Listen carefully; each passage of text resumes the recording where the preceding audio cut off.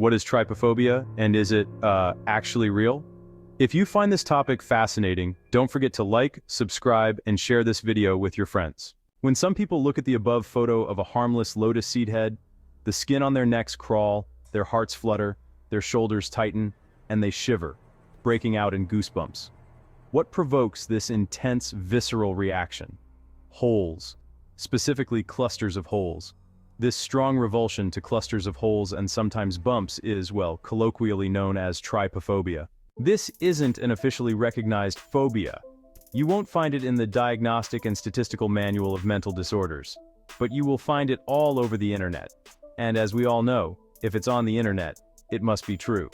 The term trypophobia is rumored to have been coined in 2005 by an anonymous Irish woman in a web forum, and the term's use online really took off around 2009, especially in the Philippines.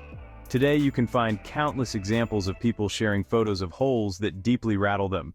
While many, like the lotus seed pod and boiling milk, are au naturel shots of real, mostly innocuous objects, others are poorly photoshopped, yet nevertheless appalling pictures of cluster holes superimposed mostly on human bodies, especially faces.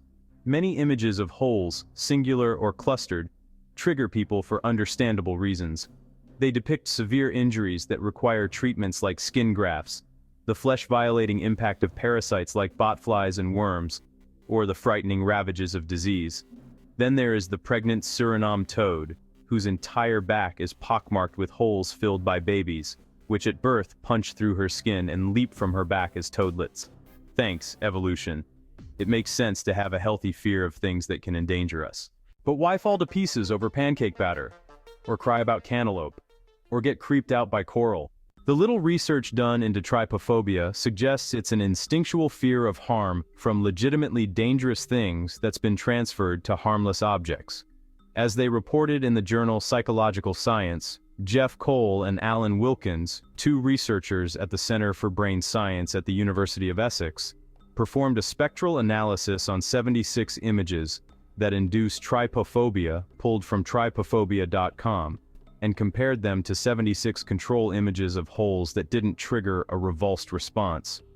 They found that the triggering images shared a typical spectral composition, high contrast colors in a particular spatial distribution. They say plenty of dangerous animals share this look. We argue that, although sufferers are not conscious of the association, the phobia arises in part because the inducing stimuli share basic visual characteristics with dangerous organisms, they wrote. In the same study, the researchers showed a picture of a lotus seed head to 91 men and 195 women aged 18 to 55 years. 11% of the men and 18% of women described the seed head as uncomfortable or even repulsive to look at. Others are doubtful that trypophobia is anything more than a combination of anxiety, priming, and conditioning, as psychiatrist and anxiety disorder specialist Carol Matthews explained to NPR. But more recent research by the Essex scientists, in which they developed and tested a trypophobia questionnaire, suggests that trypophobic reactions are not correlated with anxiety. Not all images that give people the trypophobic heebie-jeebies are organic. Soap bubbles are a common trigger, as are holes in rocks. Now that you know all about trypophobia, read up on the differences between fear, phobia, and anxiety.